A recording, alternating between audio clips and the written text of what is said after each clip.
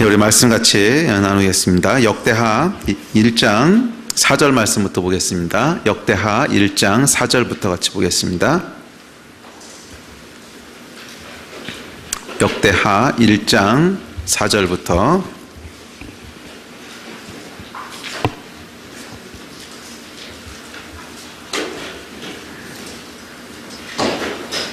4절부터 13절까지 말씀입니다. 역대하 1장 4절로 13절 4절로 13절 역대하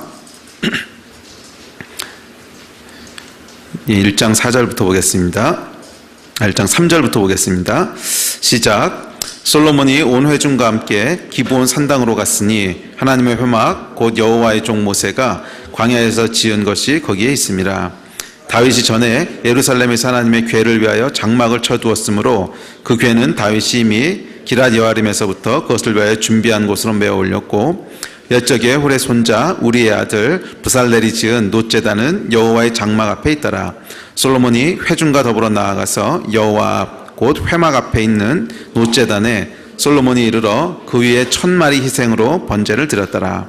그날 밤에 하나님이 솔로몬에게 나타나 그에게 이르시되 내가 내게 무엇을 주랴? 너는 구하라 하시니 솔로몬이 하나님께 말하되 주께서 전에 큰 은혜를 내 아버지 다윗에게 베푸시고 내가 그를 대신하여 왕이 되게 하셨사오니 여호와 하나님이여 원하건대 주는 내 아버지 다윗에게 허락하신 것을 이제 굳게 하옵소서. 주께서 나를 땅의 티끌같이 많은 백성의 왕으로 삼으셨사오니 주는 이제 내게 지혜와 지식을 주사 이 백성 앞에서 출입하게 하옵소서. 이렇게 많은 주의 백성을 누가 능히 재판하리까 하니 하나님이 솔로몬에게 이르시되 이런 마음이 내게 있어서 부나 재물이나 영광이나 원수의 생명 멸하기를 구하지 아니하며 장수도 구하지 아니하고 오직 내가 내게 다스리게 한 내 백성을 재판하기 위하여 지혜와 지식을 구하였으니 그러므로 내게 지혜와 지식을 주고 부와 재물과 영광도 주리니 내 전의 왕들도 이런 일이 없었거니와 내 후에도 이런 일이 없으리라 하시니라. 이에 솔로몬이 기브온 산당 회막 앞에서부터 예루살렘으로 돌아와서 이스라엘을 다스렸더라. 아멘. 주일에 이어서 솔로몬에 대한 이야기를 조금 더 나누려고 합니다. 그래서 원래 그 주일날 이 설교를 하려고 했는데요. 이번 주일날 외부 강사가 오시게 됐어요. 그래서 아이오에서 드웨인 로버츠라고 아주 좋은 분인데 오셔서 이제 말씀을 전해주시게 돼서 제가 다른 설교를 할까 하다가 그냥 솔로몬에 대한 설교를 금요일에 같이 보는 게 좋다고 생각을 했습니다. 그래서 우리 지난주에 하다가 다 못 끝낸 뒷부분 있잖아요.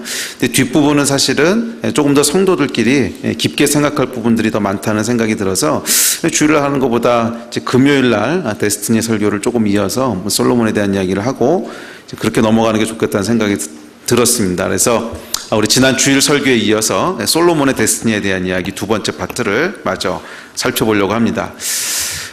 이 솔로몬의 데스티니가 세 가지가 있다 그랬죠. 근데 기억나세요, 여러분? 이 세 가지 데스티니가 뭐였죠?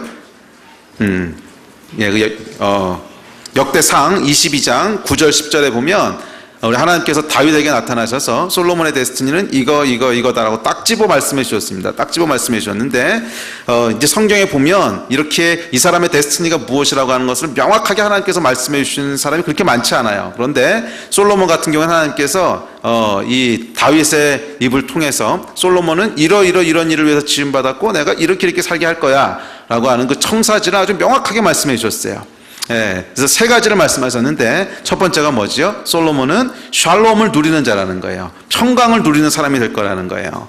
그래서 이름을 솔로몬이라고 하라고 했죠. 솔로몬이라고 하는 것은 king of shalom, 샬롬의 왕이란 뜻이죠. 평안을 누리는 왕. 그래서 이름이 솔로몬입니다. 근데 솔로몬이라고 하는 이름은 이 솔로몬의 또 다른 이름이 있지요. 나단 선지자가 줬던 여디디아라고 하는 이름. 여디디아는 여호와께 사랑을 입은 자.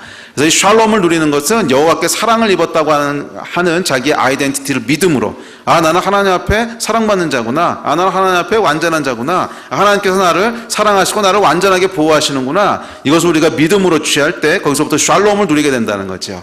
그래서 솔로몬은 여디디아를 믿음으로 샬롬을 누리는 것이 그의 첫 번째 데스티니였습니다. 그리고 이것은 솔로몬만의 데스티니가 아니라 우리 모두의 데스티니도 된다고 말씀을 드렸습니다. 그래서 이 솔로몬에게 주셨던 세 가지 데스티니는 모든 믿는 사람들에게 공통적으로 주신 데스티니라고 말을 했지요. 그래서 우리의 첫 번째 데스티니도, 우리가 이 땅을 살아가는 첫 번째 이유도 어떤 하나님의 일을 하고 뭐 사명을 감당하고 이런 것도 다 좋지만 그 전에 하나님을 누리는 거예요. 내가 얼마나 하나님 앞에 완전한 존재고, 내가 하나님의 어떠한 기쁨이 되는 존재고, 우리 하나님이 나를 얼마나 사랑하시고 나를 어떻게 보호하시는지를 완전하게 알고 누리는, 샬롬을 누리는 것. 그래서 저와 여러분 사랑받기 위해 태어났잖아요. 샬롬을 누리는, 이것이 저와 여러분의 첫 번째 데스티니입니다.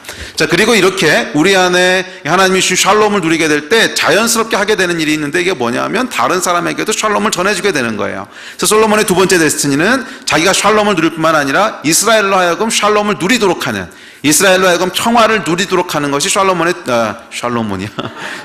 두 번째 데스티니였어요. 그래서 이스라엘 역사를 보면 솔로몬 시대처럼 평화로웠던 적은 한 번도 없었어요. 전에도 없었고 후에도 없었고 전무후무한 시대를 누리는데, 그것이 솔로몬의 데스티니와 연관이 있다는 거예요. 그는 이스라엘로 하여금 샬롬을 누리도록 하는, 그래서 저와 여러분의 데스티니도 우리가 샬롬을 누리는 것뿐만 아니라 다른 사람들에게도 샬롬을 누리도록 하는 존재라는 거예요. 그래서 우리의 데스티니를 놓고 기도할 때, 나는 선교사가 되는 게 데스티니일까, 목회자가 될까, 일터에서 해야 될까, 뭘 해야 될까, 삼성 갈까, 오성 갈까, 뭐 이런 것이 데스티니가 아니고, 어떻게 하면 다른 사람들이 샬롬을 누리게 될까, 어떻게 하면 내가 다른 사람의 축복을 주는 존재가 될까, 어떻게 하면 나를 통해서 하나님의 복이 다른 사람에게 흘러갈 수 있을까, 이것을 놓고 고민하시면 거기서부터 우리의 데스티니가 시작된다고 말씀을 드렸습니다. 그래서 여러분을 향한 하나님의 계획이, 여러분을 향한 하나님의 데스티니가 무엇인지 알기 원하신다면, 내가 뭘 해야 되지, 막 이것에서부터 벗어나셔서 내 이웃에게 어떤 필요가 있는지를 돌아봐야 돼요. 내 이웃에게 어떤 필요가 있는지, 구체적으로 이 사람이 어떤 필요 가운데 있는지, 내가 어떻게 이 사람을 축복하고 도울 수 있는지, 이것을 놓고 여러분들이 리스트를 쫙 작성해 보시면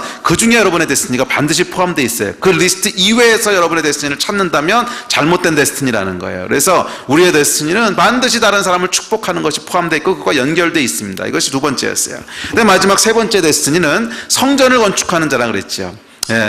이 솔로몬의 세 번째 데스티니는 성전을 건축하는 사람이었습니다. 근데 성전 건축이라고 하는 것은, 구약의 성전은 물론 눈에 보이는 건물이었지만 더 이상 신약에서는 성전을 눈에 보이는 건물이라고 얘기하고 있지 않습니다. 사도행전 7장 48절에 보면 스데반이 설교할 때 하나님은 사람의 손으로 지으신 그 안에 거하지 않으신다 그랬어요. 그래서 신약의 성전은 다른 의미예요. 성전은 뭐죠? 하나님이 거하시는 곳을 성전이라고 불렀어요. 그래서 더 이상 구약 때처럼 하나님께서 사람의 손으로 지으신 성전 건물 안에 거하시는 것이 아니라, 이제는 하나님이 다른 곳에 거하시기 시작했는데, 특별히 오순절 성령 강림 사건을 통해서 하나님이 어디에 당신의 처소를 두세요? 각각 믿는 사람들 마음 가운데 하나님의 처소를 두시기 시작했다는 거예요. 그래서 신약 시대의 가장 중요한 성전, 첫 번째 의미는 믿는 사람들이에요. 우리 한 사람 한 사람이 성전이라는 거예요. 그래서 고린도서 3장 16절에 보면, 너희는 너희가 하나님의 성전인 것과 하나님의 성령이 너희 안에 계시는 것을 알지 못하느냐. 그래서 우리가 하나님의 성전이라는 거예요. 우리 안에 성령께서 거하시기 때문에 하나님이 거하시는 곳이 성전이잖아요. 그래서 우리가 곧 성전이라는 거예요. 그것이 우리가 우리 마음을 거룩하게 가꾸어야 되는 이유입니다. 구약 성경에 보면 여러분, 성전을 굉장히 거룩하게 지킵니다. 그렇죠? 성전을 지키는 예식법과 관리하는 것이요, 구약 성경에 얼마나 디테일하게 묘사되는지 한번 찾아보세요. 막 지루할 정도로 자세히 묘사되어 있어요. 왜냐하면 거룩한 곳이기 때문에. 거룩하다고 하는 것은 구별되어 있다는 거예요. 막 섞여 있는 것이 아니라 그것만을 위한 특별한 것이 있다는 거예요. 그래서 하나님이 거하실 곳은 거룩한 곳이기 때문에 아무렇게나 세상법을 따라서 그렇게 섬기도록 되어 있지 않아요. 우리의 마음을 가꾸는 것도 마찬가지입니다. 우리가 우리 마음을 거룩하게 지켜야 되는 이유는 우리가 성전이기 때문에 그래요. 우리 안에 하나님이 거하시기 때문에 그래요. 그래서 고린도전서 3장 17절에 보면 이렇게 얘기합니다. 누구든지 하나님의 성전을 더럽히면 하나님이 그 사람을 멸하시리라. 하나님의 성전은 거룩하니 너희도 그러하니라. 누구든지 하나님의 성전을 더럽히고 모욕하는 자는요, 구약시대 때 하나님 멸하셨어요. 우리가 성전이라면 우리도 그렇다는 거예요. 우리가 우리 마음을 함부로 하고, 우리가 우리 몸을 함부로 하고, 죄에 거하고, 우리 마음 가운데 불필요한 생각들을 갖고 음란에 처하고 뭐 이랬을 때 그것이 성전을 더럽히는 행위라는 거예요. 왜? 하나님 우리 안에 거하시니까. 그래서 여러분, 한 사람 한 사람이 하나님이 거하시는 성전이에요. 그래서 여러분, 복음은요, 우리 안에 거하시는 하나님이에요. 이게 복음이에요. 복음의 가장 핵심은 뭐냐면, 하나님이 우리 안에 거하신다는 거야. God who dwells in us. 우리 안에 거하신 하나님. 우리 안에 dwelling 하시는 분. 그것이 복음이라는 거예요. 이 복음이라고 하는 것은 우리 하나님이 단지 우리를 구원하셨다는 것이 아니에요. 복음은 그것 이상일 거예요. 그것은 그분이 우리 안에 거하신다는 거예요. 근데 이 거하시는 것이 첫째는 우리 안에 거하시는 것도 시작돼서 이것이 점점 거하시는 범위가 확장되는 거예요. 우리에서 이웃으로, 이웃에서 온 세계 가운데로 확장되는. 그래서 이 복음 가운데 주어진 사명은 뭐냐면 오직 성령이 너에게 임하시면 내가 땅끝까지 이르러 증인이 될 거라 그랬잖아요. 그 이야기는 증인이 되라라고 하는 사명 이전에 하나님이 당신의 성전을 이 땅 가운데 어떻게 지어가시는지에 대해 설명하시는 거예요. 처음 하나님께서 성전을 어디에 짓기 시작하세요? 모든 믿는 자들의 마음 가운데 하나님의 성전을 두셨어요. 그런데 거기에 머물러 있는 것이 아니라 이 성전을 그 믿는 사람들이 두세 명 모여서 연합한 공동체 가운데로 확대하신다는 거예요. 이것이 교회라 그랬죠. 그래서 에베소서에 보면 뭐라 그랬죠? 에베소서에 보면 그의 안에서 건물마다 서로 연결하여 주 안에서 성전이 되어가고 너희도 성령 안에서 하나님의 거하실 처소가 되기 위하여 그리스도 예수 안에서 함께 지어져 갔느니라. 우리 한 사람 한 사람 가운데 거하신 하나님, 우리 안에 처소를 두신 분. 그래서 우리 한 사람 한 사람이 성전이지만 이 성전에 보면 하나님께서 확장시키시는데 어떻게 확장시키시냐면 그렇게 성전이 된 사람들 몇 명이 모여서 공동체를 이루게 하시고 성령 안에서 연합되어서 한 마음이 돼서 서로 사랑하고 서로 섬기고 서로 필요를 채워주고 서로를 위해서 울고 서로를 위해서 웃고 함께 예배하고 함께 살아가고 하는 이 성령 안에서 하나로 지어져가는 그 loving, caring 커뮤니티를 통해서 그 가운데 하나님이 거하신다는 거예요. 그래서 예수님이 뭐라고 그러셨냐면 두세 사람이 내 이름으로 모인 것에 나도 그들 중에 있겠다 그러셨어요. 그들 중에 있겠다고 하는 게 성전이잖아요. 거하시겠다는 거예요. 그래서 이 성전을 이웃, 공동체 가운데로 확장시키세요. 그리고 마지막으로 이 성전을 온 세계 가운데로 확장시키실 거예요. 아직 완성되진 않았지만 언젠가 하나님께서 온 세계를 하나님의 발등상 삼으실 거라고 하셨어요. 예수님께서 이 땅에 다시 오실 때. 그래서 태초에 에덴 가운데 하나님이 함께 거니셨듯이 마지막에도 하나님께서 이 땅 가운데 오셔서 함께 거하심으로 이 모든 세계와 모든 영역을 하나님이 거하실 처소로 삼으시겠다는 거예요. 이것이 성전이에요. 그렇잖아요. 그래서 에덴 동산이 성전이고요. 왜? 하나님이 거하셨던 곳이니까. 그리고 마지막에 모든 피조물 가운데 지구 위에 예수 그리스도께서 다시 오셔서 이 땅에 그 처소를 두시고 우리와 함께 거하시는 이것이 예수님의 재림이잖아요. 복음의 완성이고 그것이 뭐냐면 성전을 완성하시는 거예요. 그래서 하나님의 성전 건축 계획이 있어요. 신약 성전 건축 계획. 그 계획은 뭐냐면 맨 처음에 한 사람 한 사람 마음 가운데 성전을 두죠. 아주 스몰 사이즈야. 이렇게 크지 않아. 뭐 조금 더 큰 성전도 있겠죠. 누가 있을까 우리 가운데 제일 큰 성전 몸무게 제일 많이 나가는 성전. 하지만 약간 폴 목사님 성전도 클 것 같아요. 그렇죠? 근데 뭐 작은 성전도 있어요. 작은 성전. 우리 승리 성전 뭐 아주 조그맣잖아요. 우리 아들.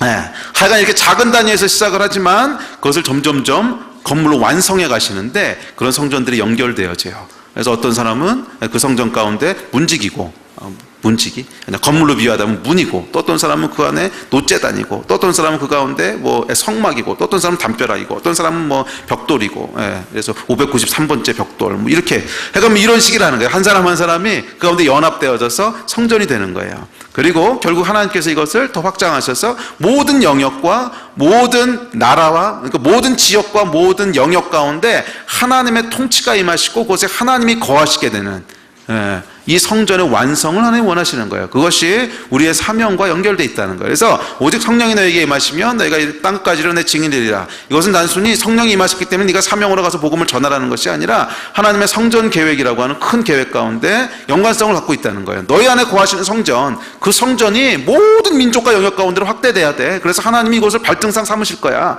이곳이 하나님을 집으로 삼으실 거야.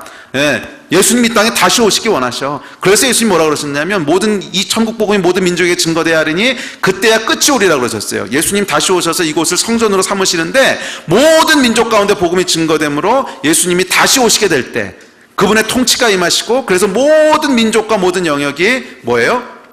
그분의 성전이 될 때 거하시기 합당한 곳이 될 때 그때 예수님이 이곳에 오시겠다는 거잖아요. 자, 이것이 성전에 대한 마스터 플랜입니다. 청사진이에요. 보이세요? 신약의 성전이 뭔지? 그러니까 신약의 성전은요 지금 지어가고 계세요. 저와 여러분 안에 이미 완성됐다. 하여간 성령 거하시니까 좀 후지긴 했지만 하여간 성전이지 우리도. 그래서 성전이에요, 성전. 그리고 그 성전이 공동체의 모습을 통해서 점점 확대되고 있고 언젠가는 완성될 거예요. 자, 이것이 성전입니다. 그래서 저와 여러분의 데스티니는 이 성전을 건축하는 데스티니라는 거예요. 성전 건축. 건물로서의 성전이 아니라 우리 안에 하나님이 거하실 처소를 마련하는 성전을 건축하고 또 실제로 눈에 보이는 공동체를 세우고 나아가서 모든 민족과 모든 영역 가운데 하나님이 거하실 처소를 완성하는 사명을 감당하는, 이것이 저와 여러분의 데스티니입니다. 아멘. 그래서 저와 여러분이요, 성전을 건축하는 사람들이에요. 솔로몬처럼, 또 부살렐처럼. 그러니까 성전을 만드는 사람들이라는 거야. 네. 자, 그래서 이 개인이 성전이고요. 두 번째는 교회가 성전이라고 그랬어요. 교회가 성전이라고 하는 건 방금 말씀드렸듯이 확대된 성전의 개념입니다. 그래서 두세 사람이 모이는 곳이 성전이라는 거예요. 그런데 이 성전은 추상적인 교회가 아니고 구체적인 교회를 얘기하는 거예요. 내가 실제로 관계를 맺고 있는. 왜냐하면 하나님이 거하시는 성전, 공동체 가운데 거하신다고 하는 것은 뭐냐면 단순히 사람들이 많이 모여있으면 그 가운데 거하신다는 것이 아니라 실질적으로 사람들이 관계를 맺는 방식 가운데 하나님의 영광이 나타난다는 거예요. 그러니까 하나님은 어디 거하시냐면, 우리 하나님이 거하시는 조건이 있어요. 뭐냐면 하나님이 창조하신 방식이 실현되는 곳에 하나님 거하세요. 그러니까 하나님이 창조하신 방식이 아닌 곳에 하나님이 와 계시지 않는다는 거예요. 그래서 죄가 있는 곳에는 절대로 하나님이 거하시지 않으세요. 네, 사람과 사람이 만나서 관계를 맺는데 이 관계 맺는 방식이 하나님이 창조하신 방식이 있어요. 태초부터 하나님이 가지고 계신 속성이 있으세요. 아버지와 아들과 성령께서 누리셨던 관계가 있어요. 그것은 뭐냐 하면 사랑 안에 하나 된 거예요. 서로 사랑하고 서로 희생하고 서로 배려하고, 성부 성자 성령이 하나를 이루는, 이것이 하나님이세요. 그리고 교회는 이 하나님이 관계 맺는 그 방식이 혼자서는 관계 맺을 수 없잖아요. 제가 혼자는 그냥 혼자지. 그래서 우리 안에 하나님이 거하시는 것은 개인적 차원의 성전이라면 두 사람이 모이면 가운데 관계가 형성돼요. 근데 이 관계 맺는 방식이 하나님의 방식일 수도 있고 세상 방식일 수도 있어요. 하나님의 방식이라고 하는 건 뭐냐면 사랑하고 희생하고 섬기고 함께하고 즐거워하고, 이게 하나님의 방식이에요. 근데 세상의 방식은 뭐냐면 경쟁하고 시기하고 미워하고 질투하고, 이게 세상의 방식이야. 그러면 우리가 두 사람이 모였을 때 어떤 방식으로 관계를 맺느냐는 거예요. 이것이 하나님의 방식대로 관계가 맺어지면 성전이라는 거예요. 그곳에 하나님이 임하신다는 거예요. 그래서 교회가 성전이라고 얘기했을 때는 추상적인 교회가 아닙니다. 내가 구체적으로 관계 맺고 있는 사람들, 100만 명의 교인 이런 거 말고 내가 구체적으로 관계 맺고 있는 10명, 5명, 커봐야만 100명, 200명, 이런 진짜 관계를 맺고 있는 그 사람들, 그것이 교회라는 거예요. 거기 하나님이 임하신다는 거예요. 거기 하나님 거하신다는 거예요. 우리의 데스티니는 이 교회를 세우는 거예요. 그것은 로컬 교회를 세우는 거예요. 경기도 용인시 기흥구 서촌동 294-7 주소가 있는 교회라는 거예요. 여러분이 세우는 성전은 붕 떠 있는 추상적인 성전이 아니라 주소를 갖고 있는 성전이라는 거예요. 주소를 갖고 있는 경기도 용인시 기흥구 서촌동 294-7번지, 이 성전으로 여러분이 이 성전을 세우는 대로 명을 받으셨어요. 이 언약을 갱신하자고 우리 지난 주일날 초청했었죠. 그랬더니 이 초청 시간 놓쳤다고 다시 한번 초청해달래요. 그런 사람이 있다가 예배 끝나고 혼자 일로 나와서 예배하세요. 맞아요. 하여간 우리에게 이 성전을 건축하라 그랬을 때는 우주적인 교회, 그건 그 다음 단계고, 그 전에 구체적으로 나에게 보내주신 사람들, 구체적으로 내가 속해 있는 공동체, 그 공동체를 어떻게 하나님께서 대하셨듯이 대할 것인가, 어떻게 사랑할 것인가, 어떻게 용서할 것인가, 어떻게 이 사람과 함께 할 것인가, 어떻게 이 자매를 수용할 것인가, 어떻게 이 사람의 필요를 내가 민감하게 반응할 것인가, 어떻게 도울 것인가, 어떻게 함께 울 것인가, 어떻게 함께 기뻐할 것인가. 하여간 함께 살아가는 문제라는 거예요. 함께 살아가는 문제. 아멘. 그래서 여러분, 이 공동체가 없는 사람은요, 성전이 그냥 개인 차원에서 머물러요. 발전하지가 않아요. 발전할 수가 없어요. 이 공동체에 헌신하시기 바랍니다. 왜냐하면 이것이 우리의 데스티니이기 때문에 그래요. 이것을 세워가시는 저와 여러분 되시기를 주의 이름으로 축복합니다. 그래서 교회를 세운다고 하는 것은 구체적인 교회를 세우는 거예요. 구체적인. 아멘. 1진, 2진, 3진, 4진, 대학부 유스, 1층에 카페가 있는 294-7번지에 있는 이 교회, 그 교회를 여러분 부르심 받으셨어요? 이것이 여러분의 교회세요? 아멘? 이 교회가 정말 여러분의 교회세요? 그럼 여러분, 이 교회에 여러분의 눈물이 배어 있으세요? 이 교회에 여러분의 마음이 있으세요? 이 교회에 여러분의 헌신이 들어있으세요? 이 교회가 여러분의 생명처럼 소중하세요? 이거 여러분 굉장히 중요합니다. 굉장히 중요해요. 그것이 교회를 세우는 첫 번째 스텝이기 때문에 그래요. 자, 이 이야기는 뒤에서 조금 더 할게요. 자, 이제 세 번째는 세상 속에 임한 하나님의 나라. 그래서 이 교회 가운데 이제 두 번째가 교회가 교회가 성전이라고 하는 게 신약적 성정의 두 번째 확장된 개념이라면 마지막 세 번째 아까 말씀드렸듯이 모든 민족과 모든 영역 가운데 하나님이 거하실 수 있는 성전을 마련하는 거예요.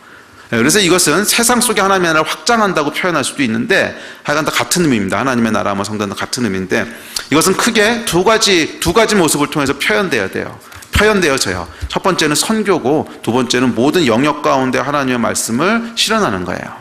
선교라고 하는 것은 모든 지역 가운데 하나님의 성전을 확장하는 거예요. 모든 지역 가운데. 왜냐하면 하나님은 당신이 창조하신 세계를 한 조각도 잃어버리고 싶어 하지 않으세요. 우리 하나님은 당신 창조하신 것들을 단 하나도 잃어버리고 싶어 하지 않으세요. 왜냐하면 하나님 거기 때문에. 그래서 하나님께서는 다시 한번 하나님께로 부르고 싶어 하세요. 이것이 선교예요. 그래서 선교는 모든 지역과 모든 민족 가운데 하나님이 거하실 수 있는 장막터를 넓히는 거예요. 장막터를 넓히는 거예요. 그래서 이사야서 54장 2절 3절에 보면 내 장막터를 넓히며 내 처소의 휘장을 아끼지 말고 널리 펴되 너의 줄을 길게 하며 너의 말뚝을 견고히 할지어다. 이는 내가 좌우로 퍼지며 내 자손은 열방을 얻으며 황폐한 성읍들을 사람 살 곳이 되게 할 것임이라.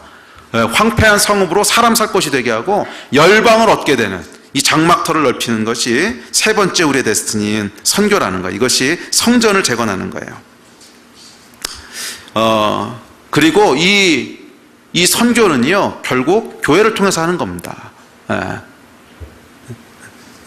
성전 건축이 여러분 뭐라 그랬죠? 확장되는 개념이라 그랬잖아요. 그러니까 처음에는 내 안에 거하시는 성령님, 내 안에 거하시는 하나님, 이것이 우리 안에 거하시는 교회로, 그리고 이것이 다시 세상 속으로 확대되는 거예요. 그래서 이 선교라고 하는 것은 여러분 절대적으로 교회가 하는 겁니다. 교회가. 물론 선교의 주체는 하나님이세요. 그렇지만 교회를 통해서 하시는 거라는 거예요.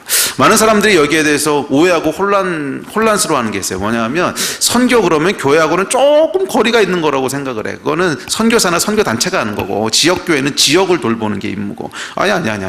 천만에 그렇지 않아요. 지역교회가 물론 지역도 돌봐야 되지만 그 지역은 여기 지역만이 아니고 저쪽 요르단 지역도 포함하는 거야.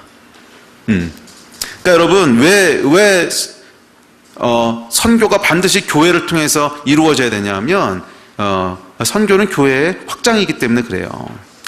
많은 이제 선교사들이 선교지에 들어가서 1년, 2년, 한 텀, 두 텀 정도 지나고 나면 많은 분들이 비슷하게 고백하는 게 있어요. 비슷하게. 내가 선교사로 나올 때 선교 훈련이 아니고 교회 훈련을 더 받았어야 될 것 같아. 그 뭐냐면 이 선교 훈련이라고 하는 게 뭐 타문화를 어떻게 접근할 것인지 뭐 선교 전략을 뭐 이런 거 막 배우고 이제 나가잖아요. 나가 보면 그런 거 써먹을 데가 별로 없어. 처음에만 잠깐 도움이 되고요. 그 다음에는 사는 거예요. 그잖아요. 선교사가 선교지에서 5년, 10년, 20년 사는데 선교 훈련 받은 거 가지고 20년 살 것 같으세요? 사는 거는 그냥 사는 거야. 사는 거. 밥 해 먹어야 되고. 그다음에 뭐 후원 안 오면은 뭐 일해서 돈 벌어야 되고, 그다음에 그래서 이제 한 사람 두 사람 믿는 사람 생기면 공동체를 이뤄서 교회를 세워야 되는데 교회 세우면 그 안에 미운 놈, 말 안 듣는 놈, 보기 싫은 놈, 용서가 안 되는 놈, 치가 떨리는 놈, 뭐 이런 사람들 다 모여서 이제 공동체를 살아가는. 이건 여러분 선교 훈련 받는다고 해결되는 문제가 아니에요, 여러분. 선교가 그렇게 이론 몇 가지 배워가지고 해결되는 문제가 아니라는 거예요. 실제로 살아가는 문제예요. 살아가는 문제. 내가 매일매일의 삶을 어떻게 말씀대로 살 것인가, 내가 매일매일 어떻게 하나님과 동행할 것인가, 내가 매일매일 만나는 이 사람들을 어떻게 사랑할 것인가, 내가 매일매일 만나는 불신자들에게 어떻게 복음을 전할 것인가. 이게 여러분 이것을 단지 여기가 아니라 다른 문화권에 가서 한다는 게 선교의 차이지. 그래서 여러분 여기서 그걸 안 한 사람이 거기 가서 어떻게 그 일을 하겠어요? 그건 뭐 말이 안 되는 일이잖아요. 그래서 여러분 선교는요 결국 교회가 확장되는 거예요. 그래서 교회가 제대로 생명력을 발휘하지 못하고 건강하지 못하면 거기서 건강한 선교가 이루어질 수가 없어요. 기억하십시오, 여러분. 선교는 결국 교회를 통해서 확장되는 거예요. 그곳에서 성전을 건축하고 그곳에서 하나님을 경험한 사람들이 그것을 모든 지역 가운데 하나님의 성전을 건축하기 위해서 장막터를 넓히는 것이지. 근데 제가 이 선교에 대한 것을 지난 10몇 년 동안 기도하고 준비하고 또 돕고 파송하고 훈련시키고 하면서 결국 보면 승패는 거기서 갈라진다고 하는 것을 알게 됐어요. 결국 승패는 거기서 갈라지더라. 결국은요 여기서 충성되게 하나님의 집을 섬겼던 사람은 결국 선교지에서도 성공을 해요. 근데 여기서 충성되게 하나님의 집을 섬기지 않은 사람은 아무리 훈련이고 어쩌고 저쩌고 그걸로 사람이 변하는 게 아니더라고. 지식이 많다고 여러분 사람을 용서하게 되는 줄 아세요? 아니요, 여러분. 다른 사람을 용서할 수 있는 능력은 많이 배웠다고 되는 게 아니야. 그건 성령님 안에서 다뤄줘야 되는 문제지. 자, 어쨌든지 간에 하여간 우리가 해야 되는 이 두 번째 사역은 이 세 번째 세상 속에 하나님의 성전을 건축하는 것은 첫째 선교를 통해서 표현되어져요. 두 번째 모든 영역 가운데 하나님의 뜻이 이루어지게 하는. 그래서 여기에 대해서는 세븐 마운틴이 7대 영역이니 여러 가지 표현하긴 하는데 다가 마찬가지 말입니다. 우리 사회의 구석구석 모든 영역 가운데, 예를 들면 교육 가운데 어떻게 하나님의 교육이 이루어질 수 있을까? 이 땅 가운데 정치 가운데 어떻게 하나님의 정치가 이루어질 수 있을까? 또 비즈니스 가운데 성경적으로 비즈니스 한다고 하면 뭘까? 또 가정 가운데 하나님이 창조하신 남자와 여자 역할은 뭘까? 하여간 모든 영역 가운데 하나님의 뜻이 이루어지도록 하는, 이것이 이 땅 가운데 하나님의 처소를 마련하는, 성전을 건축하는 일이라는 거예요. 그래서 이것은 이 하나님의 의와 연결되어 있습니다. 하나님의 의, 공의와 연결되어 있어요. 이 땅은 여러분 타락하여 하나님을 떠난 이 땅은 하나님의 의를 잃어버렸어요. 그래서 정의롭지가 않아, 공의롭지가 않아. 죄 때문에 타락했어. 그리고 구원이라고 하는 건 뭐냐면, 물론 개인적인 차원의 구원은 이제 예수 믿고 천국 가는 걸 수 있는데, 이 세상을 하나님 구원하신다고 얘기했을 때 그건 뭐냐면 하나님의 통치가 완전히 이루어진다는 뜻이에요. 그것은 뭐냐면 하나님의 의가 다시 회복된다는 거예요. 지금 불의한 상태에 있는데 이 불의한 상태가 다시 하나님의 의로 돌아온다는 거예요. 그래서 이 의라고 하는 컨셉은요 아주 방대한 주제죠. 사실 제가 이번에 아요베 가서 한 달 동안 기도할 때 하나님께서 많이 말씀하셨던 게 하나님의 의에 대한 말씀이었어요. 이 성경을 크게 이제 하나님의 두 가지 속성을 얘기할 때 하나님은 공의와 사랑이시라고 그러잖아요. 근데 우리가 사랑에 대한 얘기들은 많이 하는 것 같아요. 그리고 사랑에 대해서는 아주 좋아해요. 왜냐하면 사랑받는 거 좋으니까.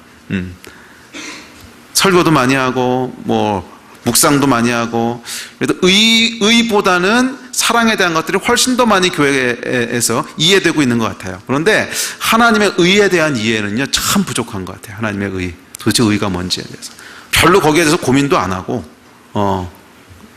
연구된 것도 많지 않고, 연구된 게 별로 없으니까 적용할 것도 별로 없고.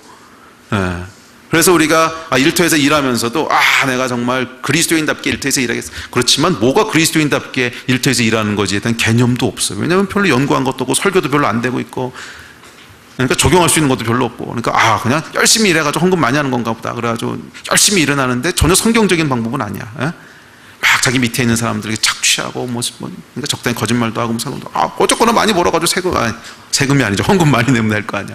하여간 이런 잘못된 컨셉을 가지고 일하는, 하여간 이 의가 뭔지에 대해서는요 참 관심이 없어요. 그래서 이번에 제가 기도할 때 하나님께서 하나님의 의에 대한 것들에 대한 걸 기도하고 묵상하게 하셨어요. 그래서 의에 대한 것은 9월 달에 제가 할게요. 9월에 많이 기다려야 되나? 9월 달에 정치에 대한 문제 다룰 때 의에 대한 문제도 함께 좀 다루려고 합니다. 그래서 의에 대한 건 제가 해보니까 적어도 졸릴 수도 있어요. 이거는 막 사랑받고 이렇게 감정에 대한 얘기가 아니라 하나님의 의에 대한 얘기이기 때문에, 그래서 밤에 하는 것이 적당한지 잘 모르겠어. 그리고 이거는 제가 이렇게 준비를 해보니까요 적어도 한 3번 4번 정도는 이렇게 다뤄야 의에 대한 걸 이렇게 곽구라도 잡을 수 있겠더라고요. 그래서 의라고 하는 것은 하여간 다음으로 조금 미룹시다. 근데 하나님의 의라고 하는 그 히브리 단어는요 체데크라고 하는 단어예요. 체데크라고 하는 단어인데, 이 체데크라고 하는 단어의 원래 뜻은 뭐냐면 관계 용어인데, 모든 면에서 원래 하나님이 창조하신 질서라는 기준에서 바른 관계에 놓여 있는 상태, 이것을 의라 그래요. 체데크라 그래요. 그러니까 뭐냐면 하나님이 창조하신 그 자리에 그 방식대로 있는 것을 체데크라고 부른다는 거예요. 그러니까 하나님께서 산을 만드셨어. 그러면 산이 의롭다, 그 뜻은 뭐냐면 산이 체데크하다, 이건 뭐냐면 하나님이 두신 장소에 그 산이 있으면서 하나님이 두신 방식대로 있는 거야. 그러니까 산이 나무를 내고 물이 흐르게 하고 그 방식대로 있는 것을 체데크하다 그러는 거예요. 그런데 그 두시지 않은 곳에 있거나 아니면 두신 곳에 있지만 잘못된 방식으로 있으면 그것은 의가 아니라는 거예요. 그래서 이 하나님의 의라고 하는 것은 하나님이 두신 곳에 두신 방식대로 존재하는 것을 의라고 그래요. 이건 사람도 마찬가지입니다. 사람이 내가 지금 하나님 앞에 의다라고 하는 건 뭐냐면 하나님이 두신 곳에 두신 방식대로 존재하는 거예요. 이것을 의라 그래요. 자, 그렇기 때문에 우리가 이 세상 속에 하나님의 나라를 확장한다 그랬을 때는 하나님이 창조하신 방식이 무엇인지에 대한 이해가 있어야 돼요. 그래서 이 모든 영역 가운데 하나님이 거하실 처소를 마련하려고 하는 사람은 결국 말씀으로 돌아가야 됩니다. 말씀 가운데 무엇이라고 말씀하시는지, 이 세상의 의로움이 무엇이라고 말씀하시는지, 정치라면 어떻게 하는 게 성경적인 정치인지, 사업이라면 어떻게 하는 게 성경적인 사업인지, 직장에서 일한다면 어떻게 일하는 것이 성경적으로 일하는 것인지, 가정 가운데는 남편의 역할은 어떤 게 성경적이고 아내의 역할은 어떻게 성경적인지, 교육은 또 모든 영역 가운데 성경에서 뭐라고 말씀하는지를 부지런히 연구하고 묵상하고 하는 이 연구가 첫째 필요하고요, 두 번째는 그것을 실천에 옮길 수 있는 용기가 필요해요.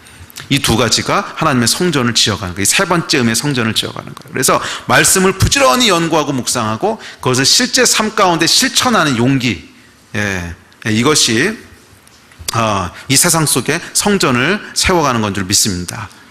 아멘. 이것은 특별히 그 모든 영역 가운데라고 하는 그 의미에 대해서 얘기하는 거예요. 또 선교는 조금 더 다르고 개인적인 저는 조금 더 다른 얘기지만, 하여간 우리가 모든 영역 가운데 하나님의 처소를 마련한다고 했을 때는 이것들이 필요하다는 거예요. 그래서 여러분, 부지런히 하나님의 말씀을 연구하고 묵상하시는 여러분 되시기를 주의 이름으로 축복합니다. 그래서 이 성경을 연구하지 않는 사람은 불의한 사람이에요. 왜냐하면 우리를 두신 방식이 아니거든. 우리는 성경을 연구하라고 두셨거든요. 그리고 어떻게 있어야 될지를 모를 수밖에 없거든. 왜? 성경을 안 봤으니까. 그래서 성경을 읽고 묵상하지 않는 사람은 결국 불의한 사람이에요. 불의한 사람. 정말 하나님의 공의 가운데 서 있기 원하시는 분들은 말씀을 부지런히 읽고 연구하고 묵상하시기 바랍니다. 아멘. 자, 요약을 할게요. 솔로몬의 데스티니를 그래서 간단하게 요약하면, 어쨌거나 개인적으로 샬롬을 누리고 다른 사람에게 샬롬을 주고 성전을 건축하라는 거예요. 이것을 다른 말로 바꿔 얘기하면 너 자신을 사랑하고 다른 사람들을 사랑하고 하나님을 사랑하라는 거예요. 개인적인 샬롬을 누리는 것은 love yourself, 다른 사람에게 샬롬을 주는 것은 love others, 그리고 성전을 건축하는 것은 love God through loving church, 교회를 사랑함으로 하나님을 사랑하는 거예요. 그리고 이것은 또 다른 말로 표현하면 우리 개인 안에 성전을 짓는 것, 공동체 가운데 성전을 짓는 것, 세상 가운데 성전을 짓는, 이것이 다 같은 말이죠. 자, 이것이 하여간 저 여러분의 데스티니인 줄 믿으시기 바랍니다. 복습이었어요, 여기까지가. 바쁘다, 숨차다. 이제 오늘 해야 될 설교를 시작해야 되는데 밤에 이거 하기가 참 힘들어요. 그래서 자, 그렇다면 오늘 여러분과 나누려고 하는 얘기는 길지 않아요. 단순한 얘기인데, 어떻게 하면 이 성전을 지을 수 있겠느냐는 좀 더 프랙티컬한 얘기를 하고 함께 기도하기 원합니다. 자, 솔로몬이 그러면 어떻게 이 성전을 건축하는 데스티니를 이루어갔을까 보면은 대충 세 가지 단계를 통해서 성전을 짓습니다. 첫 번째는 뭐냐면, 오늘 읽으신 본문인데 일천 번제를 드려요. 첫 번째, 일천 번제를 드려요. 5절 6절 말씀이죠. 일천 번제를 드렸다고 하는 것은 뭐냐면 그의 마음의 결단을 의미하는 거예요. 내가 하나님 성전을 반드시 짓겠습니다라고 하는 결단이 있었다는 거예요. 그렇죠? 그 결단이 있었다는 거예요. 그래서 여러분, 성전을 건축하려 할 때 가장 먼저 필요한 것은 뭐냐면 마음을 정하는 거예요. 결단하는 거예요. 마음을 정하는 거. 모든 일은 마음을 정하는 것부터 시작됩니다. 마음에 서원이 있어야 되고 결단이 있어야 되고, 결단이 있다면 당연히 헌신이 있어야 됩니다.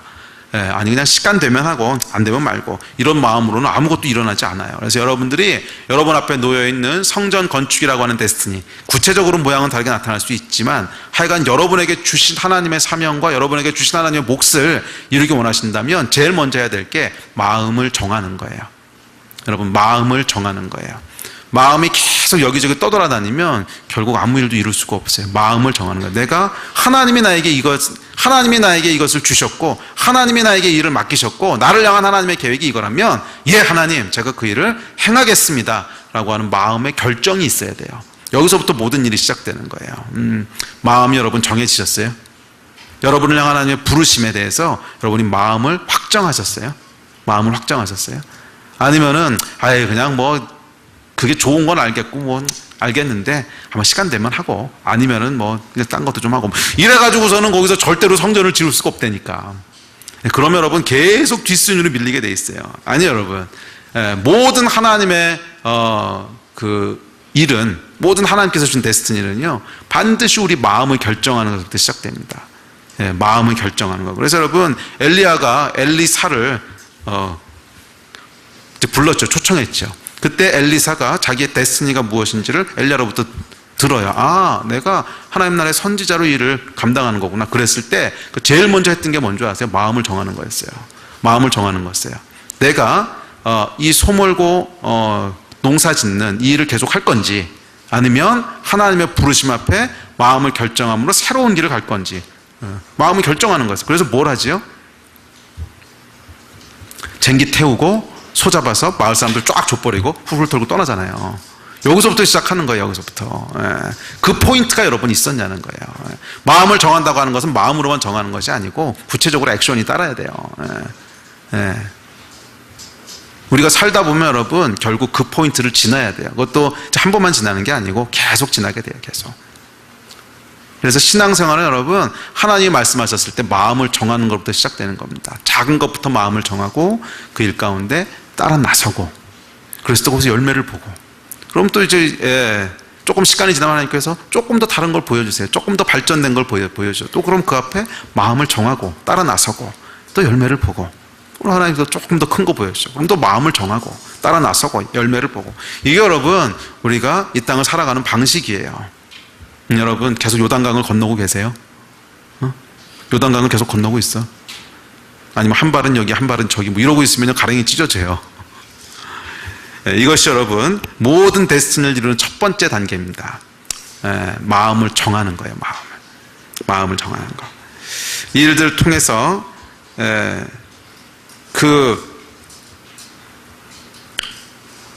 성경에 나오는 모든 인물들은 여러분 다 이 마음을 정하는 과정, 그리고 결단하고 헌신하는 과정들을 통해서 하나님의 부르심을 이어갔죠. 이것 없이 된 사람이 있나 한번 보세요. 기드온도, 사무엘도, 엘리사도, 이사야도, 심지어 예수님도요. 하나님께서 주신 데스티니를 이루기 위해서는요, 다 마음을 정하고 결단하고 뭔가를 시작하셔야 됐어요. 저와 여러분 가운데도 데스티니를 이루기 원하신다면 내가 이 일을 하리라, 내가 성전을 세우는 일을, 이 부르심을 이루리라, 이 마음의 결단들이 있게 되기를 주의 이름으로 축복합니다. 또 오늘날 보면요, 이 헌신, 희생, 결단 뭐 이런 단어들이 교회에서 많이 없어졌어요. 대신 뭐 치유, 회복 이런 걸로 다 대치돼 버렸어. 뭐 치유, 회복이 하나님이 하시는 일이 아니란 뜻은 아닌데, 그럼에도 이 치유와 회복이 결단과 희생을 대체할 수 있는 단어는 아니에요. 대체할 수 있는 단어는 아니라고. 교회 안에는 여전히 치유와 회복과 더불어 하나님 앞에서 우리의 마음을 정하고 하나님 앞에서 우리의 삶을 드리고 하나님 앞에서 우리가 결단하고 따라 나서는 이 일들이 날마다 일어나야 돼요. 이것이 일어나고 있지 않다면 그 교회는 생명을 잃어버린 거예요. 우리 교회는 어떻습니까? 이 안에 생명이 아직 살아있어요. 매일매일 결단하는 일들이 일어나고 있습니까? 그것이 생명의 척도예요. 생명의 척도예요. 치유와 회복이 얼마나 일어나고 있는가? 물론 그거 중요하지요. 그렇지만 저는 생명의 척도는 치유와 회복이 얼마나 일어나고, 치유와 회복이 일어났다면 그 안에 자연스러운 결단과 희생이 나오게 돼 있어요. 그게 안 일어나는 치유와 회복은 거짓말, 그건 뭐 그냥 잘못된 거지. 저희 가운데 이 첫 번째 스텝들이 일어나게 되기를 축복합니다. 자, 두 번째 단계가 있어요. 마음을 정하고 결단했으면, 그 다음에 솔로몬이 두 번째 했던 건 뭐냐면 1천 번제를 드리고, 두 번째 하나님 앞에 지혜를 구하는 거였어요. 지혜를.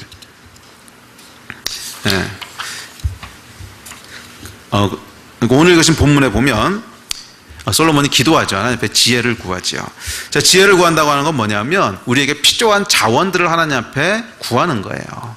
자, 우리의 데스티니를 이루려고 섰을 때 우리 앞에 놓인 데스티니는요, 우리 힘으로 이룰 수 있는 수준의 것이 아니에요. 이 데스티니 설교에 대한 거 처음부터 들어보신 분들은 뭐 이미 다 암기하고 계시겠지만, 여러분의 데스티니 여러분이 생각하는 것보다 크다 그랬잖아요. 그래서 우리가 우리 힘으로 이룰 수 있는 사이즈가 아니라는 거야. 솔로몬도 여러분 한번 생각해 보세요. 이 솔로몬의 데스티니가 뭐 이제 듣기는 그런가 보다. 그래도 여러분, 이스라엘에 샬롬이 있게 한다고 하는 것은요, 쉬운 일이 아니었습니다. 그 아버지 다윗 때도 이스라엘에 샬롬을 주지 못했어요. 왜냐하면 주변에 보면 애굽 있지요, 아수르 있지요, 뭐 큰 나라들만.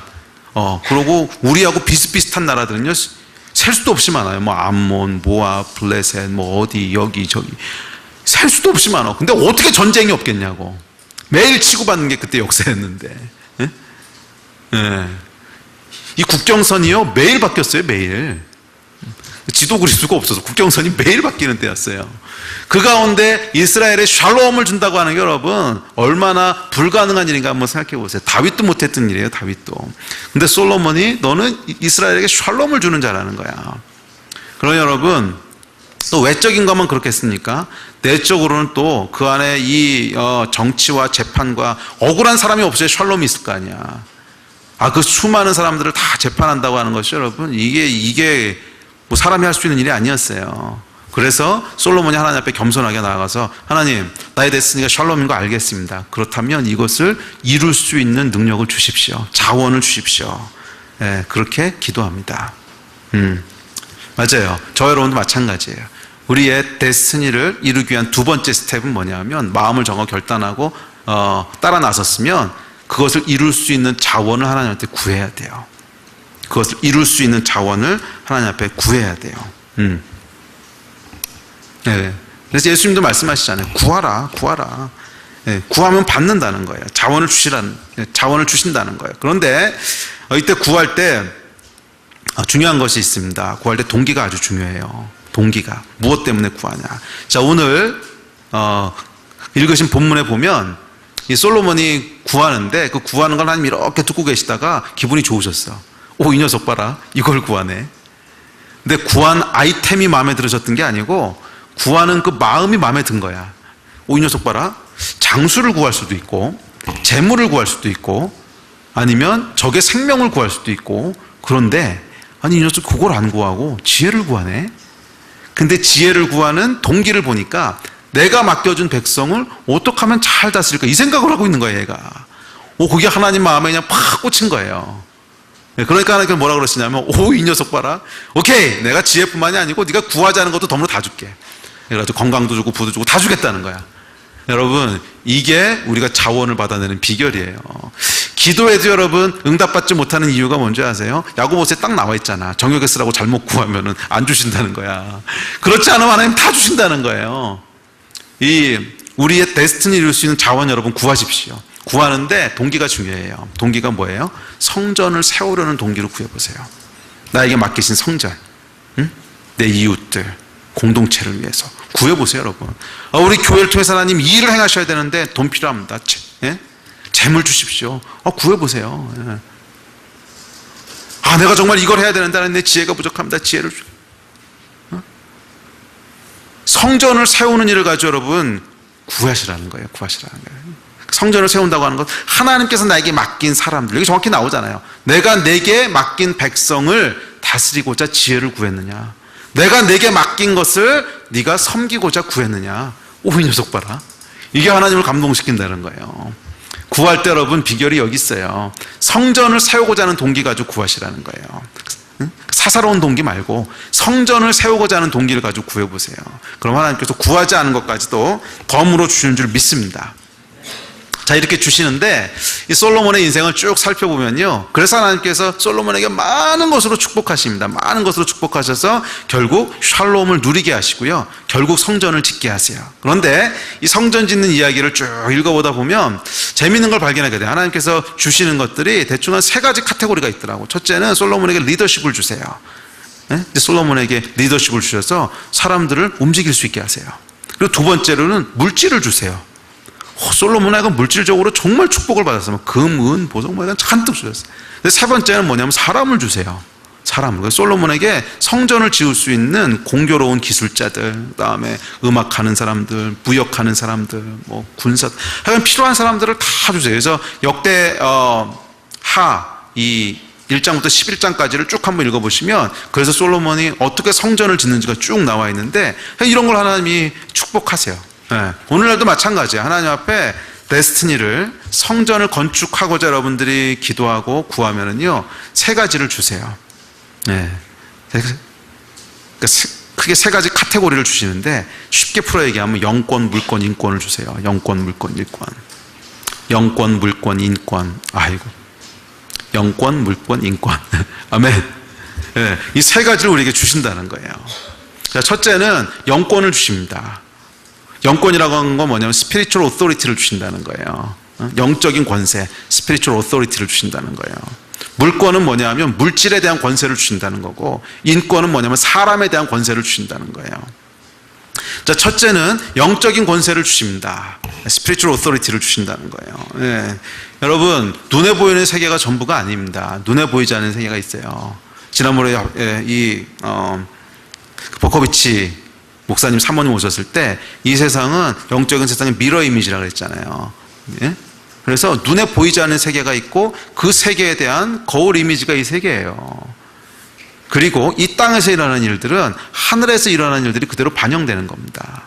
그래서 다윗의 열쇠를 주면서 뭐라고 그러냐면 네가 땅에서 묶으면 하늘에서 묶이고 하늘에서 풀면 땅에서도 풀릴 거라고 그랬어요. 왜냐하면 거울이니까. 여러분, 거울 속에 있는 걸 풀려면 어떻게 풀면 돼요? 여기서 풀면 저기서 풀리는 거잖아. 응? 또 거울 속에 있는 거 묶으려면 어떻게 묶으면 돼요? 여기서 묶으면 거울 속에서 묶이는 거잖아. 마찬가지로 여러분, 영적인 세계가 있다는 거예요. 그리고 이 땅에서 일어나는 일들은 영적에서 일어나는 일들에 대한 반영입니다. 그래서 우리가 이 땅에서 어떤 일을 하려고 했을 때는 반드시 먼저 해야 되는 일이 있는데, 그건 뭐냐면 영적인 세계 속에 어떤 일들을 먼저 행해야 돼요. 영적인 세계 속에 어떤 일들이 먼저 일어나야 돼요. 조금 더 쉽게 얘기하면 하나님의 마음과 보좌를 움직이는 일이 먼저 있어야 된다는 거예요. 그리고 그 영적인 세계에 천사도 있고 사단도 있고 있지요. 방해하는 세력들이 있다는 걸 알아야 되고, 방해하는 세력들을 어떻게 묶어야 되는지도 알아야 되고, 그곳에서 어떻게 하나님의 뜻이 먼저 성취되어야 되는지도 알아야 되고, 이 일이 일어났을 때 거기에 대한 리액션으로 이 땅에서 역사가 일어나는 겁니다. 그래서 여러분, 우리가 하나님께서 우리에게 맡기신 일들을 감당하고 우리의 목들을 이뤄나가기 위해서는 반드시 필요한 게 있는데, 이게 뭐냐면 영적인 세계로 움직일 수 있는 능력이 있어야 돼요. 권세가. 이 권세가 여러분 있으셔야 돼요. 땅에서 그냥 열심히 한다고 되는 것이 아니라, 이제 그래서 그걸 그냥 영빨이 있어야 된다 그러잖아요. 영빨이. 기도빨이 있어야 된다는 거예요. 쉽게 얘기하면. 그래서 기도하면 하늘이 움직이는 기도빨이 있어야 되고요. 기도하면 그 기도가 응답받을 수 있는 영적인 능력이 있어야 돼요. 이게 있어야 우리가 성전을 건축해 갈 수 있습니다. 그래서 여러분, 이 성경에 나타난 모든 하나님의 사람들은 하나님께서 주신 데스티니를 이루어 갈 때 대단한 영적인 능력들을 발휘했습니다. 예를 들면 히스기야 같은 사람, 이미 그 생명의 연한술이 다 찼어. 그런데 하나님 앞에 기도했더니 하나님께서 그의 생명을 15년을 연장시키세요. 이게 뭐냐면 영적인 권세예요. 엘리야도 마찬가지지. 엘리야는 우리가 성정이 똑같은 사람이었지만 그가 기도했을 때 하늘에서 불이 내려왔어요. 엘리야가 여러분, 엘리야의 데스티니를 이루기 위해서 절대적으로 필요했던 게 있는데, 그게 뭐냐면 하늘을 열고 닫는 능력이었어요. 만약에 엘리야가 죽으라고 기도했는데 하늘에서 불이 안 내려왔어. 그럼 여러분, 엘리야는 데스티니고 뭐고 없어요. 그냥 맞아 죽는 거지. 맞아 죽고 끝났어요. 왜? 바알 선지자들이 불 안 내려왔더니 결국 엘리야한테 맞아 죽었잖아. 엘리야도 불 안 내려왔으면 마찬가지 운명이었다는 거예요. 엘리야가 자기 앞에 놓여있는 자기의 사명과 자기의 데스티니를 이루기 위해서 절대적으로 필요했던 건 뭐냐면 영적인 능력이었어요. 하나님 앞에 기도했을 때 하늘이 열리고 닫힐 수 있는 능력. 정말 하나님 앞에 기도했을 때 하나님께서 하늘에서 불을 내려주시는 그 능력. 사도들도 마찬가지였잖아요. 베드로와 바울이 어떻게 그의 사명을 감당했어요. 그들이 기도했을 때 하나님께서 천군과 천사를 보내셔서 옥문을 열어주시고, 그들이 기도했을 때 말도 안 되는 것 같아 보이는 일들을 하나님께서 일으키시고, 기적을 일으키시고, 앉은뱅이를 일으키시고, 장님을 눈뜨게 하시고, 이 권세들을 통해서 결국 하나님께서 이들의 데스티니를 이루어 가셨잖아요. 오늘날도 여러분 마찬가지라고 믿습니다. 저 여러분 가운데 영적인 권세가 있어야 돼요. 오늘날 우리가 안고 있는 모든 문제들, 교회가 안고 있는 모든 문제들은 가장 근본에 들어가 보면 결국 영적인 권세를 잃어버린 거예요. 전략이 부족한 것도 아니고요. 지식이 부족한 건 더더군다나, 지식은 너무 많어. 이거 조금 지식은 절제해도 돼요. 우리에게 부족한 건 뭐냐면 영적인 권세 아닌가요? 정말 이 땅 가운데 하나님의 능력과 하나님의 역사를 기도 가운데 풀어낼 수 있는 이 능력들. 자, 그렇다면 어떻게 영적인 권세가 생길 수 있는가? 성경이 얘기합니다. 예수님께서 뭐라고 그러시냐면 첫째, 믿음이 있어야 된다는 거예요. 너희에게 겨자씨만한 믿음이 있으면 산으로 옮기라 그래도 옮길 것이고 뽕나무에게 뽑혀 바다에 들어가라 그래도 들어갈 거라는 거예요. 예수님께서 영적인 권세에 대해서 이제 세 가지 가르치셨어요. 근데 그중 첫 번째가 뭐냐면 믿음이었어요. 겨자씨만한 믿음만 있어도 네가 기도하면 기도한 대로 다 될 거라는 거예요. 겨자씨만한 믿음이 있으면. 가라사대 너희 믿음이 적은 영혼이라 진실로 너에게 이르노니 너희가 만일 믿음이 한 겨자씨만큼만 있으면 이 산을 명하여 여기서 저기로 옮기라 하여도 옮길 것이요 또 너희가 못할 것이 없으리라. 아멘. 예. 그래서 영적인 권세를 영권을 갖기 위한 첫 번째 조건은 뭐냐면 믿음과 연결되어 있어요. 믿음과. 어떤 믿음이냐면 하나님이 계시다고 하는 믿음, 그리고 그분을 찾는 자에게 상 주신다고 하는 믿음, 예. 또 영적인 세계가 있다고 하는 믿음, 거기에 영적인 전쟁이 있다고 하는 믿음, 여기에 우리가 기도하면 하나님께서 역사하신다고 하는 믿음, 기도하면 하나님께서 천군과 천사를 보내시고 움직이신다고 하는 믿음, 기도하면 사단의 역사가 묶임을 받는다고 하는 믿음, 기도하면 하나님께서 이 땅에 하늘의 문을 여시고 하늘의 일들을 부으신다고 하는 믿음, 이 믿음이 있을 때요. 그래서 영적인 권세를 발휘할 때 보면 굉장히 믿음과 아주 밀접하게 연관되어 있어요. 기도할 때 하나님 뜻대로 되게 하시고요, 뭐 되면 되고 말면 말고 이렇게 기도해가지고서요 영적인 권세가 나타나는 거 본 적이 별로 없어. 아니, 그런 기도가 필요할 때가 있어요. 그런 기도는 뭐냐면 내 자아를 꺾기 위한 기도에서 내 뜻대로 하지 마시고 하나님 뜻대로 하시고 하나님을 알아가는 기도, 뭐 이것과 영적인 권세를 발휘하는 기도는 다른 거예요. 영적인 권세를 발휘하는 기도는 하나님의 뜻을 집행하는 거야. 그럼 거기에는 믿음이 있어야 돼. 하나님, 여기 하나님의 일을 해나십시오. 이 일을 하나님 이루십시오. 우리 지난번에 기도했잖아요. 레이디 가가를 쫓아내십시오. 뭐로 기도했더니 요즘 레이디 가가가 순환을 나가던데, 보니까 뇌진탕 걸렸다며 무슨 하다가. 하여간 하여간 구체적으로 우리가 믿음을 가지고 선포하는 거예요. 믿음을 가지고 기도했을 때 거기서 하나님께서 일을 이루시는 것. 그래서 이 영적인 권세는 믿음과 연결되어 있어요. 믿음. 근데 두 번째 영적인 권세는 기도와 연관되어 있어요. 마가복음 9장에 보면 어떤 사람이 자기 아이를 데리고 예수님의 제자들을 찾아옵니다. 얘가 귀신 들렸는데 뭐 불에도 넘어지고 예수님 고쳐주십시오. 우리 제자들이 걱정 마 우리가 누구 제자냐? 예수님 제자. 일로 와. 그래가지고 했는데 안 되는 거야. 전혀 차도가 없어. 그래가지고 이 제자들이요 이제 할 수 없이 예수님한테 이제 쪽팔림을 무릅쓰고 갑니다. 그래가지고 딱 데리고 갔더니 예수님께서 딱 한 번에 고치시죠. 딱 한 번에 딱 하니까 그냥 딱 귀신도 나가고요. 애가 완전히 온전해졌어요. 그래서 이제 이 사람 돌려보내고는 제자들이 이제 묻는 거죠. 예수님, 우리는 왜 안 되죠? 예수님께서 아주 간단하게 딱 한마디로 정리하셨습니다. 기도 안 하잖아. 기억 안 나세요? 9장 29절. 이르시되 기도 외에 다른 것으로는 이런 유가 나갈 수 없느냐. 그게 그 말이잖아. 기도 안 하잖아. 이 영적인 권세는요, 기도하고 연결돼 있어요. 그래서 결국 기도할 때 영적인 권세가 나타난다는 거예요. 특별히 많은 기도와 연결되어 있어요. 제자들이 기도 안 했겠어요? 그 자리에서 기도했지.